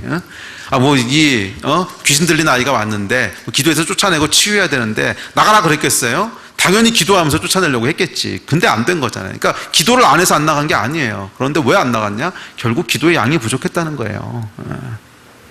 그 이야기 아니겠어요? 결국 기도의 양이 믿음이 부족했다 이렇게 말씀 안 하시잖아. 기도 외에는 다른 이유가 없다. 예수님은요 생각보다 기도의 양을 많이 강조하셨습니다. 생각보다. 과부의 기도가 그런 거 아니에요? 끈질기게 가가지고서 소원을 말하고 또 말하고 그 불의한 재판관이 그 내용을 몰랐겠어. 그런데 가서 또 얘기하고 알아 그래도 또 가서 또 얘기하고 또 얘기하고 끈질기게 기도했더니 결국 이루더라.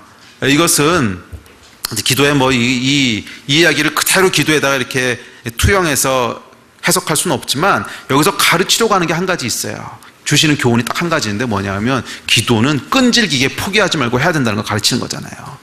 그래서 그 앞에 써 있어요. 포기하지 말고 끈질기게 기도해야 될 것에 대해서 가르치시되 그러면서 과거의 그 비유를 이렇게 말씀하세요. 읽어보세요. 끈질기게 포기하지 않고 기도해야 된다는 거예요. 그 이야기는 뭐냐면 같은 말 또 하고 괜찮다는 거야. 그러니까 그게 중언부언하는 게 아니야. 믿음이야. 그건 믿음. 또 하고 날 거라고 하는 믿음. 치유 기도 받을 때가 많았어요. 제가 작년부터 몸이 좀 안 좋았잖아요. 근데 그 몸만 안 좋은 게 아니고 목도 아프고 허리도 아프고 팔목도 아프고 관절이 다 아파. 그래서 이 팔목은 지난번에 어디서 이제 공항에서 다쳤어요. 다쳐서 아픈 거고, 허리는 자세 때문에 그런 것 같고, 목은 그때 이제 뒤에서 차 받칠 때 다쳤던 거고, 하여간 이제 그래가지고 관절도 아프고. 근데 이게 뭐 갑자기 아픈 건 아니고 옛날부터 아팠던 거거든요. 그래서 치유 기도를 받으러 갔어요. 그랬더니 이게 치유 기도를 해주는데 안 낫더라고. 근데 그 다음날 아침에 또 갔어. 똑같은 사람이 하필이면. 예. 근데 또 해줬어. 그런데 어제가 얘기했어요. 어저께 왔는데 오늘 또 왔다 그랬더니 어제 웃으면서 또 해줬어요. 그 다음날 또 갔어요. 또 똑같은 사람이야. 방도 여러 개인데 계속 그러더라고요. 이 사람하고 친해졌는데. 이제 그러면서 결국 이제 기도하면서 그 사람 똑같은 얘기를 해주더라고요. 아, 그게 정말 믿음이라고. 그러면서 이제 자기가 아는 사람 한 사람은 300번 기도한 사람이 있대요. 300번. 똑같은 기도 제목을 가지고. 예, 위장에 병이 있었는데 기도해도 안 고쳐주시고 안 고쳐주시고 근데 300번째 기도했을 때 갑자기 서든리 안에 고치셨다는 거예요. 근데 저도 그거 믿어요. 예. 그래서 저도 3번인가 4번 기도했을 때 서든리 이게 났어요. 서든리 어느 순간 갑자기 나서 안 아프더라고. 기도는 여러분, 믿음으로 하는 기도는 요점만 간단히 하는 기도가 아니에요. 그냥 하고 또 하고 이루실 때까지 하는 믿음이야. 왜? 하나님이 하시겠다고 하신 거면, 그러니까 내 욕심으로 하는 거 말고 하나님이 약속하신 거면 될 때까지 기도하는 거예요. 될 때까지. 아멘. 그래서 여러분, 영적인 권세는 기도의 양하고 아주 밀접하게 관련되어 있습니다. 그래서 평소에 기도 안 하던 사람이 아무리 긴박한 순간에 예수의 이름으로 믿음 가지고 기도한다고 역사 안 일어나요. 예, 미안하지만 안 일어나. 평소에 하나님 앞에 쭉 기도하던 사람은요, 소리 안 질러도 예수의 이름으로 하면은요, 영적인 권세가 나타나요. 영적인 권세는 목소리에 크고 작음이 있는 것이 아니에요. 평소에 어떻게 기도하느냐인데 달린 거지. 어쨌거나 두 번째는 영적인 권세는 기도와 연결되어 있습니다. 그래서 여러분의 삶 가운데 영권이 나타나기 원한다면, 영권이 나타나야 그 다음 것도 나타나는 거거든. 영권이 나타나기 원한다면 기도하십시오. 그것도 많이 기도하세요. 믿음으로 기도하세요. 아멘. 그 다음에 세 번째 가르침은 뭐냐면 아까 살펴본 건데요, 동기가 올바라야 돼. 청결한 마음이 있어야 된다는 거예요. 청결한 마음이라고 하는 것은 올바른 동기를 가지고 올바른 지식을 가지고 구하는 거예요. 그래야 영권이 생겨요. 예? 잘못된 동기와 잘못된 지식을 가지고 하나님 앞에 아무리 기도해봐야 거기서 영적인 권세가 안 생겨요. 올바른 지식, 그건 뭐냐 하면 하나님의 뜻이 뭔지, 하나님의 약속이 뭔지에 대한 올바른 지식, 그리고 그 약속을 내가 구하는 올바른 동기, 이걸 가지고 구하는, 그걸 성경에서 뭐라 그랬냐면 청결한 마음이라고 그랬어요. 마음이 청결한 자는 복이 있다고 그랬고요. 또 디모데서에 보면 경계의 목적은 청결한 마음과 선한 양심과 이렇게 쭉 나오죠. 그러니까 우리가 이 경계라고 하는 것은 경건의 훈련을 얘기하는 건데, 경건의 훈련은요, 청결한 마음을 갖기 위한 거라는 거예요. 자, 이 세 가지가 영권을 갖기 위한 조건입니다. 그래서 여러분, 믿음으로 기도하실 때 올바른 동기와 지식을 가지고 많이 기도하시기 바랍니다. 두 번째로 주시는 게 뭐냐면 물권이에요. 물권. 물질을 사용할 수 있는 권한을 주신다는 거예요. 물질을 동원할 수 있는 능력을 주신다는 거예요. 근데 이 물권에 대한 건 뭐 주제가 하도 크니까 이것도 다음으로 넘기고 그냥 짧게 할게요. 이 물권을 받기 위해서 중요한 건 뭐냐면 만몬의 영으로부터 자유로워야 돼. 원래 하나님께서는 우리를 축복하기 기뻐하시는 분이세요. 금도 내 거고 은도 내 거고, 부요하신 분이세요. 하나님은 가난하게 사는 게 하나님의 뜻이 아니야. 부요하신 분이세요. 부요하신 분, 축복하기 원하시는 분이시고, 근데 그 부요함과 축복이 더 중요한 것들을 망가뜨릴 때 하나님이 제한하세요. 더 중요한 거, 그게 뭐예요? 우리는 몸만 있는 물질 세계에만 속한 존재가 아니거든. 우리는 하늘에 속한 존재예요. 동시에 하나님을 아는 존재고 하나님과 관계가 있는 존재예요. 그래서 더 소중한 복이 있는데 그것은 하나님과의 관계에서 오는 복이에요. 이 영적인 복을 물질이 방해하면은요, 하나님께서 이것을 제한시켜 버리세요. 왜? 더 좋은 거를 망가뜨리니까 얘가. 그래서 성경은 뭐라 그랬냐면 돈을 사랑함이 일만하게 뿌리가 된다 그랬고요. 돈과 하나님을 겸하여 섬길 수 없다 그랬어요. 그래서 이게 방해가 되면 차라리 하나님께서 쫄딱 망하게 하고 차라리 하나님께서 재물을 안 주시고 말지 그걸 주실 수가 없다는 거예요. 그래서 여러분들이 물권을 동원하기 위해서 필요한 딱 한 가지 조건은 뭐냐면 물질로부터 자유로워지는 거예요. 근데 이것이 한꺼번에 되는 게 아니야. 이건 절대 한꺼번에 안 돼. 죽을 때까지 우리가 싸워야 되는 싸움이야. 이거 먼저 여러분 기억하고 가세요. 그래서 나는 물질 다 해결됐어. 아니 그렇게 되지 않아요. 그렇게 얘기하는 사람은 물질을 가져본 적이 없어서 그래. 이 이야기 제일 많이 하는 사람들이 청년들이야. 이 이야기 아무리 해봐야 귀에 안 들어와. 왜냐면 저는 물질로부터 자유로워요. 절대 안 자유롭다니까. 너희가 그렇게 생각하는 이유는 딱 하나야. 가져본 적이 없어서 그래. 가져봐. 그렇게 안 간단해요. 그렇게 안 간단해. 없을 때는 몰라요. 없을 때는 그냥 이제 없으니까 그런가 보다 하고 사는 건데, 가졌을 때도 괜찮을 거냐는 거야. 이거는 그렇게 쉬운 문제가 아니에요. 쉬운 문제가 절대 쉽지 않아요. 그리고 한 번 해결되는 문제도 아니고, 해결된 듯 하면 또 나오면 또 하나님 앞에 그냥 겸손하게 나가서 무릎 꿇고 엎드리고, 그럼 조금 해결됐다가 또 안 됐더니 또 나가서 기도하고 뭐 이러면서 평생 싸우면서 가야 되는 문제지, 한꺼번에 해결되는 문제가 아니에요. 자, 그럼에도 불구하고 우리가 물질을 동원할 수 있는 능력은 여기서부터 얼마나 자유로워졌냐와 그대로 비례한다는 거예요. 비례. 그래서 여러분들이 물질을 동원할 수 있는 능력, 근데 물질이 동원돼야 하나님의 뜻이 이루어질 수 있거든요. 물질을 동원하기 원하신다면 이 싸움을 싸우셔야 돼요. 하나님이냐 만몬이냐, 내가 섬기는 분이 누구냐, 여기에 대한 것들이 확실히 이제 서 있어야 되고, 이 싸움을 계속 싸워 나가셔야 돼요. 그랬을 때 물질을 동원할 수 있는 능력 하나님 주신다는 거예요. 근데 마지막 세 번째는 인권입니다. 사람. 이 세 번째도 이게 주제가 너무 커서요. 오늘 다 큰 얘기만 하네. 이것도 다음으로 넘기려고 그래요. 그 다음에 한 달 정도 뒤에 이제 룻기 얘기를 할 텐데, 룻기 얘기할 때 이제 인권에 대한 얘기를 할게요. 사람에 대한 얘기. 사람.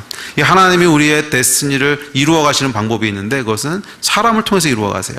룻이 보아스를 못 만났으면 절대로 룻의 데스티니는 안 이루어져. 보아스라고 하는 사람을 만났으니까 이루어진 거지. 그 전에 룻이 그 나오미를 만나지 못했으면 이스라엘을 오지도 못했어. 그러니까 사람과의 만남을 통해서 하나님께서 일을 이루어 가신다는 거예요. 그러니까 여러분도 생각해 보세요. 여러분 가운데 일어났던 수많은 영적인 축복들이 결국 사람을 통해서 오지 않았어요? 누군가가 나에게 복음을 전해줬고, 누군가가 나에게 이렇게 해줬고, 누군가를 통해서 이렇게 됐고, 이 사람과의 만남을 통해서 하나님의 일들이 지금까지 이어져 왔잖아요. 그래서 여러분, 누구를 만나느냐 하는 것은 굉장히 중요해요. 결국 그게 우리의 데스티니를 만들어요. 누구를 만나느냐. 제가 살아가면서 보니까 물건보다 훨씬 중요한 게 인권이에요. 인권은 휴먼 라이트를 얘기하는 것이 아니고 누구를 만나느냐는 이거, 누구를 만나느냐, 하나님께서 만나게 하시는 사람, 누구를 만나느냐는 것이 결국 우리 인생을 좌지우지합니다. 그래서 이거를 우리 조상들도 알았어요. 시집가면 팔자 고친다 그러잖아. 누구를 만나느냐가 네 팔자를 고친다는 거야. 맞아요, 여러분. 사람을 누구를 만나느냐는 것이 너무너무 중요해요. 그래서 어떻게 우리가 하나님이 보내신 사람을 만날 수 있고, 어떻게 우리의 데스티니를 풀어주는 사람을 만날 수 있느냐는 것은 룻기를 기대하시라. 계속 광고만 하네. 자, 어쨌거나 이 세 가지 자원을 통해서 하나님의 역사, 성전을 건축하는 우리의 데스티니를 이루어가는 줄 믿습니다. 자, 마지막 세 번째 단계가 있어요. 이제 두 번째 단계가 자원을 구해서 인권, 물권, 영권을 받는 거고, 첫 번째 단계는 뭐였죠?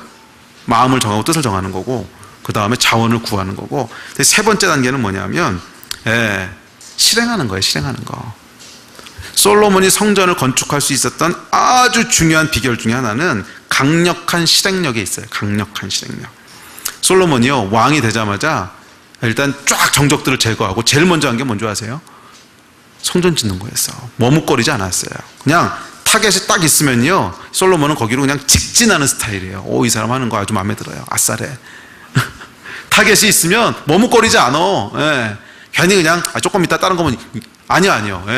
자기한테 주어진 과업이 있잖아요. 그럼 딱 앞에 있으면 바로 직진해서 취하는 거예요. 여러분, 이게 데스티니를 이루어가는데 너무너무 중요한 비결입니다. 저와 여러분의 데스티니가 하나님 앞에서 이루어지지 않고 있는 큰 이유 중에 하나가 사실은 여기 걸려 있을 수도 있어요. 데스티니를 향해서 직진하지 않는 거야. 여기 기웃, 저기 기웃. 기웃거리는 것이 너무 많기 때문에. 제가 이번에 그 미국에 갔을 때 장을 보러 간 적이 한 번 있었어요. 장을. 이제 코스코를 갔어요. 코스코 혼자 갔어요. 이제 물건을 하나 샀는데 잘못돼가지고 밖으로 혼자 갔어요. 근데 이제 코스코를 가면서 제가 이제 꼭 사야 될 거 몇 가지 이렇게 생각을 했어요. 이번에 가면 제가 좋아하는 블루베리를 하나 사고 그 다음에 뭐뭐뭐를 사가지고 이렇게 와야지. 딱 이제 계획을 하고 갔어요. 근데 갔는데 미국 코스코는 여러분 한국 코스코하고 좀 달라요. 먹을 거를 참 잘 줘요. 이 시식 코너가 있잖아요. 시식 코너. 이게 딱 점심 때 가면 점심 안 먹어도 될 만큼 줘요. 이 주는 것도 우리는 이만하게 잘라놓잖아요. 이만하게 잘라놓고요. 고기도 주고 뭐 햄버거, 하여간 그 안에 먹을 거 되게 많아요. 제가 아주 좋아하는데. 그래서 약간 이제 코스코 가면 항상 제 마음에 설렘이 있죠. 오늘은 어떤 시식을 할래나. 그래서 갔는데 이제 처음에 가서는 제가 잘못 산 물건을 이렇게 무르고 그 다음에 이제 들어갔죠. 들어가서 이제 시식을 하기 시작했어요. 그래서 이게 보니까 그날따라 또 맛있는 게 많이 나와서 그래서 여기 기웃. 그래서 또 저쪽 가 보니까 여기는 보니까 또 무슨 음료수를 줘. 그래서 거기도 좀 기웃. 또 저희 갔더니 여기는 뭐 햄버거 이렇게 여기도 좀 기웃. 나왔더니 이게 새로 나온 물건이 있는데 너무너무 신기해. 제가 이렇게 뭐 전자기기 같은 거 좋아하잖아요. 그래서 막 전자기기 그러니까 살 것도 아니면서 막 구경하고 이런 것도 다 있네. 막 이러다가 지쳤어. 그래서 조금 쉬어야 되겠다. 그래서 잠깐 쉬었어요. 잠깐 쉬다 보니까 또 저기 보니까 또 맛있는 게 있어. 또 그래가지고 가서 기웃. 그래서 먹고 그러다 시계를 보니까요 이게 늦은 거야. 그래서 불이 났게 집에 가야 돼서 불이 났게 집에 왔어요. 근데 생각해 보니까 블루베리는 안 사왔어. 여러분이 블루베리는 상관없지만 우리의 데스티니가 꼭 이런 식으로 되지 않냐는 거죠. 분명히 이루어야 될 뭔가가 있어. 분명히 하나님 우리에게 데스티니를 주셨어. 근데 살 것도 아니면서 자기 데스티니도 아니면서 여기 기웃, 저기 기웃. 이게 좀 좋은 거 아닌가? 저 사람 보니까 저게 더 좋은 거 같네. 이 사람 사는 거 보니까 저게 좋은 거 같네. 여기 기웃, 저기 기웃. 그러다 보니까 막상 자기 데스티니는 이룰 여력이 없어. 지쳤어. 여기 기웃, 저기 기웃. 딱 시계 보니까 인생 종칠 시간이야. 좀 있으면 영원한 본향으로 가야 돼. 여러분, 우리의 데스티니가 충만하게 이루어지지 못하는 큰 이유가 여기 있지 않아요? 정말 우리 삶 가운데 하나님 행하시는 일들, 우리의 데스티니를 이루고 정말 성전을 건축하기 원한다면 낭비하지 마세요. 낭비하지 마세요. 시간 낭비하지 마세요. 우리에게 주신 게 있으면 그걸로 그냥 바로 직선으로 가세요. 마치 제가 코스코에서 지그재그로 여기저기 일로 돌고 절로 돌고 B코너 C코너 돌았다 저쪽 F코너 가서 이러지 말라고. 그냥 블루베리 찍어놓고 바로 가라고. 그걸로. 그래야 우리 데스티니가 이루어지는 겁니다. 괜히 여기 가서 기웃하고 저기 가서 기웃하고 그러다 보니까 해는 뉘엿뉘엿 져가지고서 본향에 돌아갈 시간이야. 그러면 험난한 인생을 살았지만 이룬 것은 없네. 뭐 이러고 돌아가겠어요? 주님 앞에 갈 때 열매 가져가야 될 거 아니에요? 우리 열매. 우리 이 땅에 70년, 80년 살았으면 그 산 것에 대한 열매 가져가야 될 거 아니야. 여기 기웃, 저기 기웃. 코스코에서 시식하다가 다 이러면 안 될 거 아니에요. 우리 삶 가운데 주신 게 있으면 그리로 직진하십시오. Go straight, go straight, go straight to your destiny. 우리의 데스티니가 있으면 그걸로 그냥 직진해서 가세요. 머뭇거리지 마세요. 여기저기 기웃거리지 마세요. 예배팀 나오십시오. 말씀 정리합시다. 그렇게 했을 때 이 실행력을 통해서 하나님께서 일을 이루시는 겁니다. 목사님 말씀 듣고 보니까 많이 후회가 되네요. 지금 나이가 50, 60인데 젊었을 때 갔어야 되는데 괜찮아요. 괜찮아요. 지금부터라도 직진하세요. 지금부터라도 직진하세요. 모세 80 이거 계속 나오는 레퍼토리잖아. 모세 80부터 직진했잖아요. 그리고 또 이 얘기 해주면 또 이게 악용할 소지가 좀 있긴 한데 뭐 젊은 애들은 다 귀 막어. 나이 드신 분들만 들으세요. 착하다 그래. 너 정말 귀를 막네. 사실 우리가 기웃기웃 거린 것도요 결국 하나님께서 선하게 쓰세요. 기웃기웃 거린 걸 통해서 우리의 실패를 통해서 우리를 다듬으시잖아. 그러니까 결국 그것도 쓰시긴 쓰세요. 그래서 다 선하게 쓰시니까 괜히 그냥 후회하고 앉아 계시지 마시고 지금이라도 일어나서 여러분의 운명을 취하세요. 젊은 사람들 너희는 안 쓰셔. 하나님이 그렇게 너희 낭비하는 건 그냥 낭비되고 말 거야. 선하게 안 쓰셔. 그건 너희한테 해당되는 얘기 아니야. 너희가 낭비하는 것들은 완전히 낭비돼서 아무짝에도 쓸모없는 전혀 선하게 쓸 수 없는 것들이야. 왜 아멘 안 해? 아멘. 너희는 절대 기웃거리지 마. 그러니까 아까 한 얘기는 위로하라고 한 얘기야. 그냥 어른들. 너희는 그냥 들으면 안 돼. 너희는요 기웃거릴 거 없어요. 너에게 주신 데스티니가 있으면 그냥 직진해서 취해요. 직진해서 사람들 다 이거 하는데요. 이건 좀 해야 돼. 아니 이거 안 해도 돼. 여긴 그래도 좀 기웃 저기 이거 안 해도 돼. 안 해도 돼. 너에게 주신 것을 그냥 바로 가세요. 바로. 솔로몬이 성전을 그의 생애 가운데 지을 수 있었던 큰 이유는 낭비하지 않았다는 거예요. 그냥 이것저것 기웃거리지 않았다는 거예요. 그가 왕의 지위를 확고하게 세웠을 때 바로 시작한 게 뭐였냐면 성전 짓는 것부터 시작했어요. 바로 시작한 게 성전 짓는 거 시작했어요. 그리고 이 일을요 20년 동안 했어요. 성전 7년, 궁전 13년. 20년 동안을 포기하지 않고 했어요. 그것이 솔로몬의 데스티니가 이루어진 비결이었습니다. 그리고 불행하게도 20년 지나서 모든 공사가 끝났을 때부터 솔로몬은 타락하기 시작해요. 멈추지 마세요, 여러분. 우리의 성전 공사는 다행스러운 게 20년으로 끝나는 게 아니야. 죽을 때까지 건축해야 되는 거기 때문에 성전 죽을 때까지 건축하고 있으면 타락하지 않을 수 있어요. 근데 그러지 않고 됐다 그러고 쉬는 순간에 끝나는 거예요. 직진해서 여러분의 데스티니를 취하십시오. 그리고 그곳에 계속 머무세요. 계속 멈추지 말고 손 놓지 말고 우리에게 주신 것을 끝까지 잡고 있는 거예요. 그랬을 때 하나님께서 저와 여러분을 통해서 이루시는 놀라운 일들을 보게 될 줄로 믿습니다. 아멘. 기도합시다.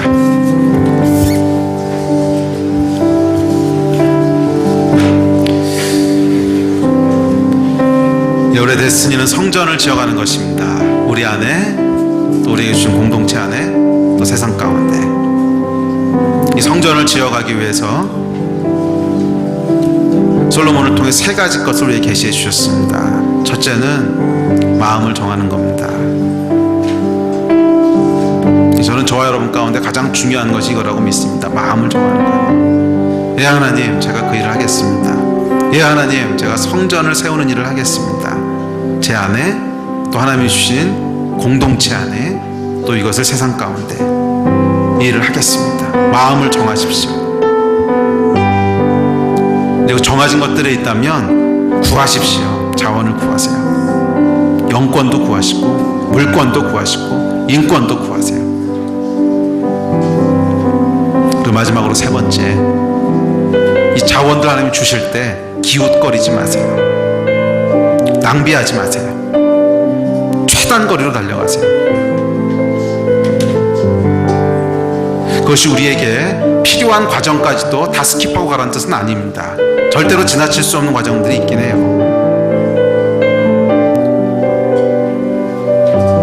이 이야기는 스킵해서 가라는 것이 아니라 낭비하지 말라는 거예요. 내가 하지 말아야 될 것들을 기웃거리지 말라는 거예요. 나에게 주어지지 않은 것들을 계속 기웃거리지 말라는 거예요. 바로 가서 취하십시오. 그랬을 때 하나님께서 우리 생애 가운데 성전에 임하신 하나님의 영광을 보게 하실 겁니다. 성전에 임하신 하나님의 영광을 보게 하실 겁니다. 이를 놓고 우리 주 앞에 합심해서 기도합시다. 하나님께서 우리 기도 들으시고 이 일들을 이루실 줄 믿습니다. 기도하겠습니다.